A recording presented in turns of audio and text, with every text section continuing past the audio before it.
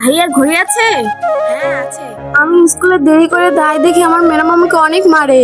তো তোমার মাকে বলো, মা ঘড়ি কিনে দেবে। ভাইয়া আমার মা নেই। এটা 1000 টাকা, এটা 500 টাকা, কিন্তু আমার কাছে তো শুধু 10 টাকাই আছে। আমি প্রতিদিন তোমাকে অল্প অল্প করে টাকা দেবো, যেদিন আমার 500 টাকা হয়ে যাবে সেদিন আমি এই ঘড়িটা নিয়ে যাব। আচ্ছা, প্রতিদিনের গ্লাসে টাকা রেখো তুমি। ঠিক আছে ভাইয়া, এই নাও। আজকেও রাখলাম, আজকেও।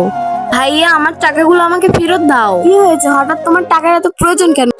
আমার বোনের স্যান্ডেল নেই, তাকে আমি স্যান্ডেল কিনে দেব। ম্যাডামের মার তো আমি সহ্য করে নেব, কিন্তু আমার বোনের এত কষ্ট আমি দেখতে পারবো না।